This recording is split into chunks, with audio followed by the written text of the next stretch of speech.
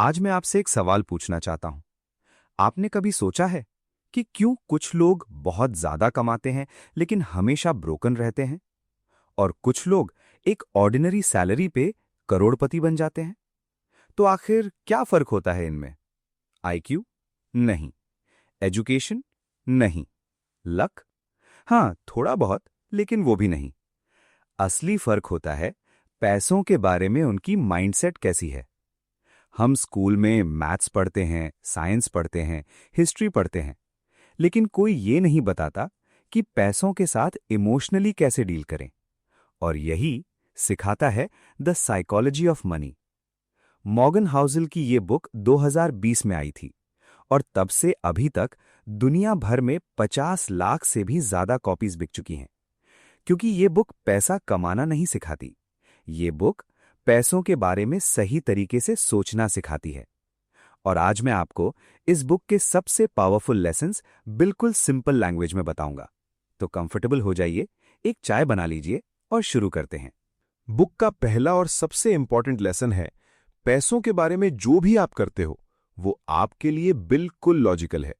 मतलब कोई भी पैसों के साथ क्रेजी डिसीजंस नहीं लेता, वो डिसीजंस उनकी लाइफ एक्सपीरियंसेस से आते हैं। मॉर्गन हाउसल एक एग्जाम्पल देते हैं।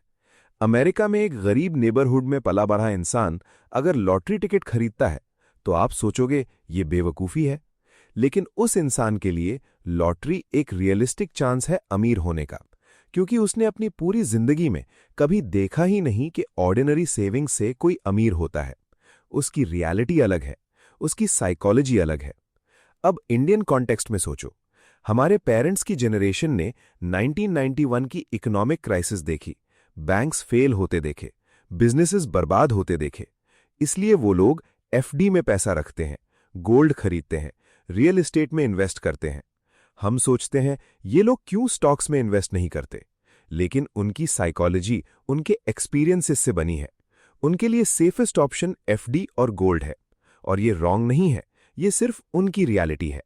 लेसन ये है, जब कोई आपको पैसों के बारे में अलग डिसीजन लेता दिखे, जज मत करो, पहले समझो उसकी लाइफ ने उसे क्या सिखाया है। और खुद के बारे में भी अपने फाइनेंशियल डिसीजंस एग्जामिन करो, कौन सी लाइफ एक्सपीरियंस ने आपकी मनी साइकोलॉजी बनाई है। अब ये नेक्स्ट चैप्टर बहुत इंपॉर्टेंट है, क्योंकि हम लोग अक्सर एक बड़ी गलती करते हैं। जब कोई सक्सीड करता है, हम कहते हैं उसने मेहनत की।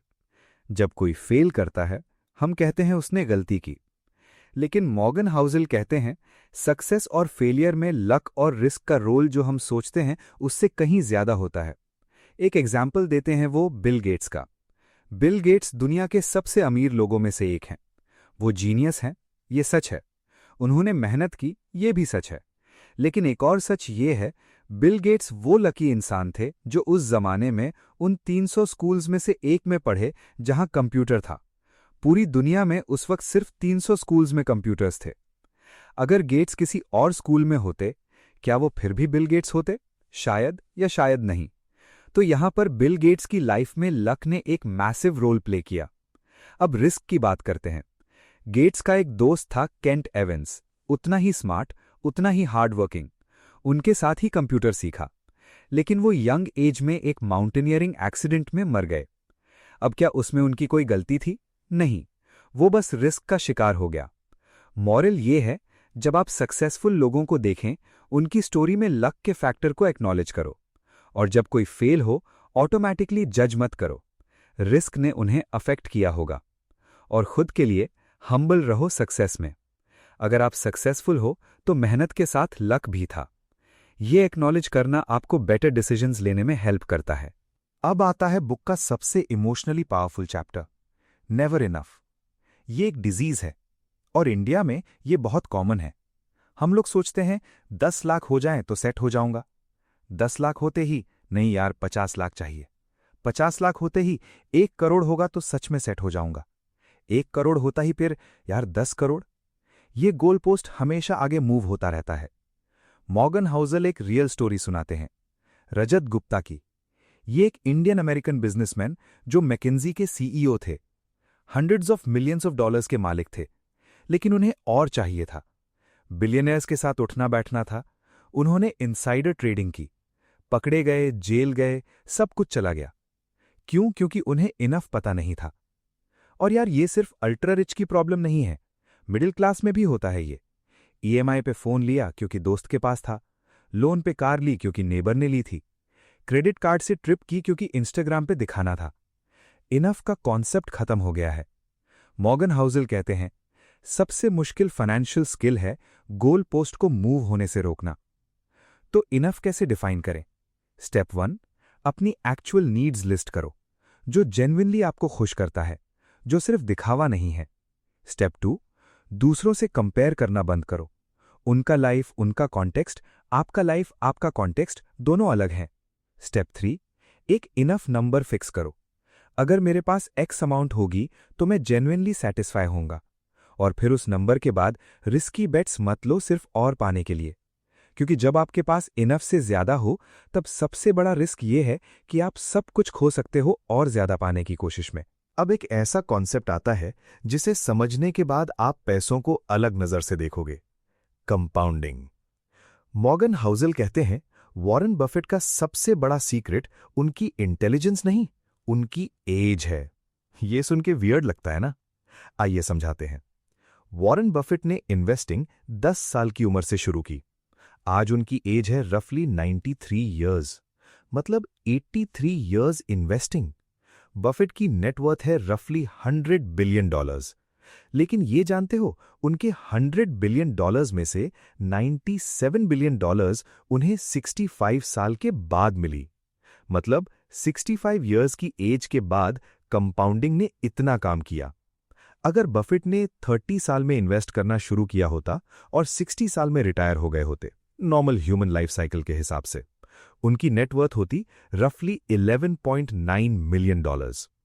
$11.9 मिलियन वर्सेस $100 बिलियन। फर्क क्यों? वो सिर्फ इसलिए, टाइम की वजह से। कंपाउंडिंग को टाइम चाहिए, और हम इंडियंस पेशेंस नहीं रखते। हम चाहते हैं 1 साल में डबल हो जाए, क्विक रिटर्न्स चाहिए, क्रिप्टो में लगा दो, जल्दी अमीर हो जाऊंगा। लेकिन कंपाउंडिंग कहता है, slow down, stay invested, wait. एक सिंपल एग्जाम्पल, अगर आप आज 20 साल के हो और हर महीने सिर्फ 5,000 रुपीज इन्वेस्ट करो 12% एनुअल रिटर्न पे, 60 साल की एज में आपके पास होगा रफली 3.5 crore rupees. 5,000 rupees per month, 40 years का टाइम, 3.5 करोड़। ये मैजिक नहीं है, ये कंपाउंडिंग है। तो इस लेसन से आप अपने रिस्क फैक्टर पर आज से चाहे कितना भी छोटा अमाउंट हो, इन्वेस्ट करना शुरू करो प्रॉपर वे से। SIP, इंडेक्स फंड्स, PPF, कुछ भी, लेकिन शुरू करो आज से, क्योंकि कंपाउंडिंग का पहला रूल है, शुरू करो। ये चैप्टर एक आई ओपनर है। मॉर्गन हाउसल कहते हैं, अमीर होना और अमीर रहना ये 2 अलग स्किल्स हैं, और ज्यादा लोग पहली स्किल जानते हैं, दूसरी स्किल इग्नोर करते हैं। अमीर होने के लिए चाहिए रिस्क लेना, बोल्ड डिसीजंस, हसल। अमीर रहने के लिए चाहिए ह्यूमिलिटी, फियर, फ्रुगैलिटी। ये ऑपोजिट क्वालिटीज हैं। Real example, Jesse Livermore. 1929 में अमेरिका की ग्रेट डिप्रेशन के टाइम उन्होंने स्टॉक मार्केट शॉर्ट सेल की और $100 मिलियन कमाए। उस जमाने में $100 मिलियन आज के हिसाब से बिलियंस होते हैं। वो अमेरिका का रिचेस्ट पर्सन था एक वक्त। 4 साल बाद वो ब्रोकन थे, कंप्लीटली बैंकरप्ट। क्यों? क्योंकि वो सोचते रहे जो स्ट्रैटेजी से अमीर हुए वही स्ट्रैटेजी से और अमीर होंगे। उन्होंने सेम अग्रेसिव बेट्स लगाए, सेम रिस्क लिया, लेकिन मार्केट बदल गई थी, वो नहीं बदले, उनकी स्ट्रैटेजी नहीं बदली। तो मॉरल ये है, जो चीज तुम्हें अमीर बनाती है वो चीज तुम्हें अमीर नहीं रखती। अमीर रहने के लिए रूल 1, सर्वाइव करो पहले। मॉर्गन हाउसल कहते हैं, the most important thing is to survive long enough for compounding to work. Rule 2, paranoid optimist बनो। फ्यूचर के बारे में ऑप्टिमिस्टिक रहो, लेकिन हर चीज के लिए प्रिपेयर्ड रहो। रूल 3, मार्जिन ऑफ सेफ्टी रखो। कभी अपना 100% मत लगाओ, हमेशा रिजर्व रखो। इंडियन कॉन्टेक्स्ट में जब मार्केट बूम में होती है, सब लोग इन्वेस्ट करते हैं, सब रिस्क लेते हैं। क्रैश आता है, वही लोग सब कुछ खो देते हैं जो मार्जिन ऑफ सेफ्टी नहीं रखते। जो सर्वाइव करते हैं वो फिर से ग्रो करते हैं। सर्वाइव करना विनिंग स्ट्रैटेजी है। अब अगला कॉन्सेप्ट बहुत इंटरेस्टिंग है।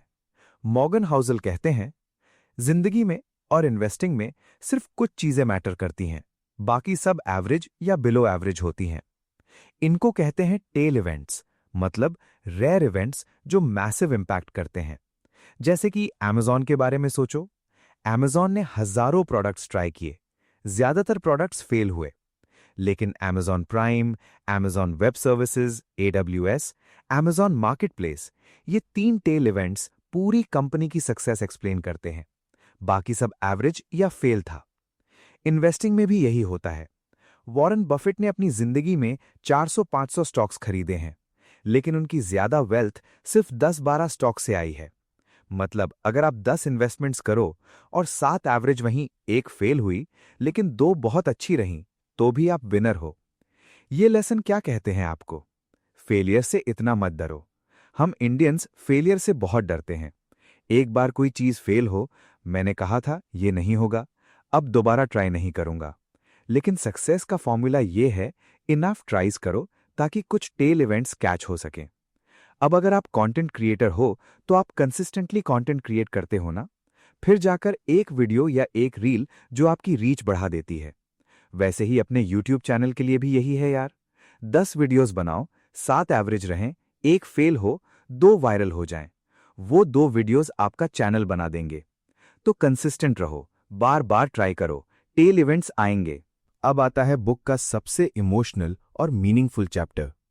मॉर्गन हाउसल कहते हैं, पैसों का सबसे बड़ा वैल्यू ये नहीं कि तुम क्या खरीद सकते हो, ये है कि तुम अपना टाइम कैसे स्पेंड करते हो। वो कहते हैं, the highest form of wealth is the ability to wake up every morning and say I can do whatever I want today. यार ये सुनो, सबसे बड़ी अमीरी ये है कि सुबह उठ के कह सको, आज मैं जो चाहूं वो कर सकता हूं। इंडिया में हम लोग पैसा कमाने के लिए अपना टाइम बेचते हैं, फिर वो पैसा खर्च करते हैं चीजें खरीदने में जो हमें वो टाइम वापस नहीं देती। एक एक्सपेंसिव फोन खरीदा ताकि लोग इंप्रेस्ड हों, लेकिन उस फोन की EMI के लिए 3 महीने और काम करना पड़ा। क्या वो फोन वर्थ था 3 महीने की फ्रीडम के? मॉर्गन हाउसल कहते हैं, रिसर्च प्रूव करता है, जब लोग किसी चीज को बाय करने के बारे में सोचते हैं तो खुश होते हैं। जब वो चीज खरीद लेते हैं, खुशी थोड़ी देर में खत्म हो जाती है। लेकिन जब लोग अपना टाइम खरीदते हैं, यानी कम काम करते हैं, ज्यादा फ्रीडम रखते हैं, अपनी मर्जी से जीते हैं, वो खुशी सस्टेनेबल होती है। प्रैक्टिकल लेसन, पैसा कमाओ, लेकिन गोल रखो टाइम की फ्रीडम के लिए। हर फाइनेंशियल डिसीजन पे पूछो, क्या ये मुझे ज्यादा फ्री करता है या और ज्यादा बाइंड करता है? EMI ज्यादा, फ्रीडम कम। सेविंग्स ज्यादा, फ्रीडम ज्यादा। साइड इनकम से फ्रीडम बढ़ती है। आपका अल्टीमेट फाइनेंशियल गोल, एक दिन ऐसा आना चाहिए जब आपको किसी की भी परमिशन नहीं चाहिए अपना दिन जीने के लिए। वो दिन, वो है ट्रू फाइनेंशियल फ्रीडम। अब ये चैप्टर थोड़ा काउंटर इंट्यूटिव है। हम लोग सोचते हैं कि सेविंग का एक स्पेसिफिक रीजन होना चाहिए। घर के लिए सेव कर रहा हूं, कार के लिए सेव कर रहा हूं, बच्चों की एजुकेशन के लिए। मॉर्गन हाउसल कहते हैं, सबसे पावरफुल सेविंग्स वो हैं जिनका कोई स्पेसिफिक रीजन नहीं होता। क्यों? क्योंकि जिंदगी अनप्रिडिक्टेबल है। आज आप सोच रहे हो कार के लिए सेव कर रहा हूं, कल जॉब चली गई या फैमिली इमरजेंसी आ गई या हेल्थ प्रॉब्लम आई। अगर आपने सिर्फ कार के लिए सेव किया था तो वो इमरजेंसी में कार का पैसा यूज करना पड़ेगा, प्लान फेल। लेकिन अगर आपने जस्ट इन केस के लिए सेव किया, यानी बिना रीजन के, तो वो पैसा हर इमरजेंसी में काम आता है। मॉर्गन हाउसल कहते हैं, savings without a specific goal gives you an options, and options in uncertain times is the most valuable thing you can have. India में ये और भी रेलेवेंट है। जॉब सिक्योरिटी नहीं है, हेल्थ इंश्योरेंस एडिक्वेट नहीं है, सोशल सिक्योरिटी सिस्टम वीक है। आपका सेविंग्स आपका सेफ्टी नेट है। तो आज से अपनी इनकम का मिनिमम 20% बिना किसी स्पेसिफिक रीजन के सेव करो। Emergency fund, opportunity fund, freedom fund, जो भी नाम दो, बट सेव करो। अब आता है एक और ब्रिलियंट कॉन्सेप्ट है। फाइनेंस की बुक्स में हमेशा बोलते हैं रैशनल बनो, लॉजिक से डिसीजंस लो, लेकिन मॉर्गन हाउसल कहते हैं रैशनल होना जरूरी नहीं, रीजनेबल होना जरूरी है। डिफरेंस क्या है? Rational equals mathematically perfect decision, reasonable equals जो डिसीजन तुम एक्चुअली फॉलो कर सको अपनी लाइफ में अपनी इमोशंस के साथ। एग्जाम्पल, मैथमेटिकली रैशनल डिसीजन ये हो सकता है कि 100% स्टॉक्स में इन्वेस्ट करो, लॉन्ग टर्म में सबसे ज़्यादा रिटर्न्स मिलते हैं। लेकिन अगर मार्केट 40% क्रैश करे और आप पैनिक में सब सेल कर दो, तो वो रैशनल डिसीजन आपके लिए काम नहीं आया। रीजनेबल डिसीजन ये होगा कि 70% स्टॉक्स, 30% बॉन्ड्स, ताकि क्रैश में मैं पैनिक ना करूं और इन्वेस्टेड रह सकूं। मैथमेटिकली सब ऑप्टिमल, प्रैक्टिकली बेटर। ये आपकी लाइफ में कैसे अप्लाई होता है? बेस्ट डाइट वो नहीं जो थियोरेटिकली बेस्ट हो, बल्कि वो जो आप एक्चुअली फॉलो कर सको। बेस्ट एक्सरसाइज रूटीन वो नहीं जो साइंटिफिकली ऑप्टिमल हो, बल्कि वो जो आप रोज कर सको। मतलब बेस्ट इन्वेस्टमेंट स्ट्रैटेजी वो नहीं जो मैक्सिमम रिटर्न्स दे, बल्कि वो जो आप मार्केट क्रैश में भी छोड़ के न भागो। रीजनेबल होना ग्रेटर देन रैशनल होना। चाणक्य ने भी यही कहा था। मॉर्गन हाउसल भी यही कहते हैं कि हमेशा मार्जिन ऑफ सेफ्टी रखो। मतलब जो आप सोचते हो होगा उस पे 100% डिपेंड मत करो। अगर आप सोचते हो इस इन्वेस्टमेंट पे 15% रिटर्न मिलेगा, तो प्लान 10% रिटर्न के हिसाब से बनाओ। अगर आप सोचते हो मेरी जॉब सेफ है, तो 6 महीने की इमरजेंसी सेविंग्स रखो। अगर आप सोचते हो ये डील पक्की है, तो बैकअप प्लान रखो। क्यों?